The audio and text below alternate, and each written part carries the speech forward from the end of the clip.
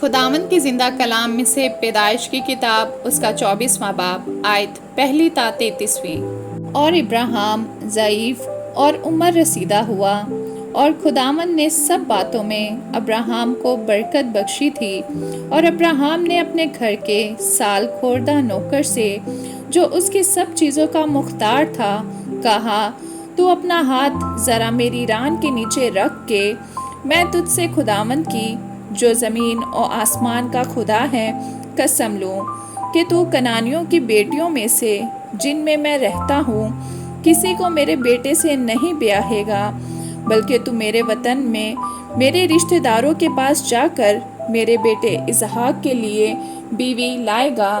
اس نوکر نے اس سے کہا، شاید وہ عورت اس ملک میں میرے ساتھ آنا نہ چاہے، تو کیا میں تیرے بیٹے کو اس ملک میں جہاں سے تو آیا پھر لے جاؤں؟ تب ابراہیم نے اس سے کہا، خبردار، تو میرے بیٹے کو وہاں ہرگز نہ لے جانا۔ خداوند آسمان کا خدا، جو مجھے میرے باپ کے گھر اور میری ذات بوم سے نکال لایا، اور جس نے مجھ سے یہ باتیں کی اور قسم کھا کر مجھ سے کہا کہ میں تیری نسل کو یہ ملک دوں گا، وہی تیرے آگے آگے اپنا فرشتہ بھیجے گا کہ تو وہاں سے میرے بیٹے کے لیے بیوی لائے۔ اور اگر وہ عورت تیرے ساتھ آنا نہ چاہے تو تو میری اس قسم سے چھوٹا، پر میرے بیٹے کو ہرگز وہاں نہ لے جانا۔ اس نوکر نے اپنا ہاتھ اپنے آقا ابراہیم کی ران کے نیچے رکھ کر اس سے اس بات کی قسم کھائی۔ تب وہ نوکر اپنے آقا کے اونٹوں میں سے 10 اونٹ لے کر روانہ ہوا، اور اس کے آقا کی اچھی اچھی چیزیں اس کے پاس تھیں، اور وہ اٹھ کر مسوپتامیہ میں نحور کے شہر کو گیا۔ اور شام کو جس وقت عورتیں پانی بھرنے آتی ہیں، اس نے اس شہر کی باولی کے پاس اونٹوں کو بٹھایا اور کہا، اے خداوند میرے آقا ابراہیم کے خدا، میں تیری منت کرتا ہوں کہ آج تو میرا کام بنا دے اور میرے آقا ابراہیم پر کرم کر۔ دیکھ، میں پانی کے چشمہ پر کھڑا ہوں، اور اس شہر کے لوگوں کی بیٹیاں پانی بھرنے کو آتی ہیں، سو ایسا ہو کہ جس لڑکی سے میں کہوں کہ تو ذرا اپنا گھڑا جھکا دے تو میں پانی پی لوں، اور وہ کہے کہ لے پی، اور میں تیرے اونٹوں کو بھی پلا دوں گی، تو وہ وہی ہو جسے تو نے اپنے بندہ اسحاق کے لیے ٹھہرایا ہے۔ اور اسی سے میں سمجھ لوں گا کہ تو نے میرے آقا پر کرم کیا ہے۔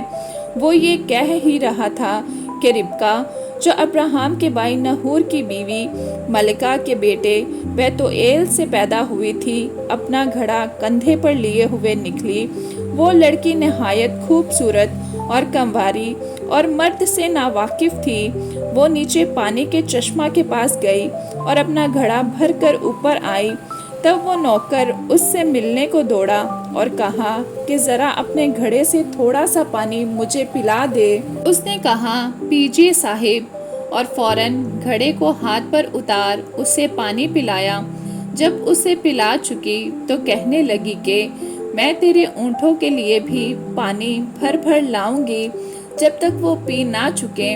اور فوراً اپنے گھڑے کو حوض میں خالی کر کر پھر باولی کی طرف پانی بھرنے دوڑی گئی اور اس کے سب اونٹوں کے لیے بھرا۔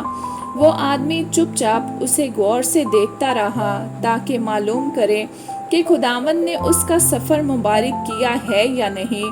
اور جب اونٹ پی چکے تو اس شخص نے نصف مسکال سونے کی 1 نت اور 10 مسکال سونے کے 2 کڑے اس کے ہاتھوں کے لیے نکالے، اور کہا کہ ذرا مجھے بتا کہ تو کس کی بیٹی ہے، اور کیا تیرے باپ کے گھر میں ہمارے ٹکنے کی جگہ ہے؟ اس نے اس سے کہا کہ میں بیتوئیل کی بیٹی ہوں، وہ ملکہ کا بیٹا جو نحور سے اس کے ہوا۔ اور یہ بھی اس سے کہا کہ ہمارے پاس بھوسا اور چارہ بہت ہے اور ٹکنے کی جگہ بھی ہے۔ تب اس آدمی نے جھک کر خداوند کو سجدہ کیا اور کہا، خداوند میرے آقا ابراہیم کا خدا مبارک ہو، جس نے میرے آقا کو اپنے کرم اور راستے سے محروم نہیں رکھا، اور مجھے تو خداوند ٹھیک راہ پر چلا کر میرے آقا کے بھائیوں کے گھر لایا تب اس لڑکی نے دوڑ کر اپنی ماں کے گھر میں یہ سب حال کہہ سنایا، اور ربکا کا ایک بھائی تھا جس کا نام لابن تھا، وہ باہر پانی کے چشمہ پر اس آدمی کے پاس دوڑا گیا، اور یوں ہوا کہ جب اس نے وہ نتھ دیکھی اور وہ کڑے بھی جو اس کی بہن کے ہاتھوں میں تھے، اور اپنی بہن ربکا کا بیان بھی سن لیا کہ اس شخص نے مجھ سے ایسی ایسی باتیں کہیں، تو وہ اس آدمی کے پاس آیا اور دیکھا کہ وہ چشمہ کے نزدیک اونٹوں کے پاس کھڑا ہے۔ تب اس سے کہا، اے تو جو خداوند کی طرف سے مبارک ہے، اندر چل، باہر کیوں کھڑا ہے؟ میں نے گھر کو اور اونٹوں کے لیے بھی جگہ کو تیار کر لیا ہے۔ پس وہ آدمی گھر میں آیا اور اس نے اس کے اونٹوں کو کھولا اور اونٹوں کے لیے بھوسا اور چارہ اور اس کے ساتھ کے آدمیوں کے پاؤں دھونے کو پانی دیا اور کھانا اس کے آگے رکھا گیا، پر اس نے کہا کہ میں جب تک اپنا مطلب بیان نہ کر لوں نہیں کھاؤں گا۔ اس نے کہا، اچھا کہہ۔ آمین۔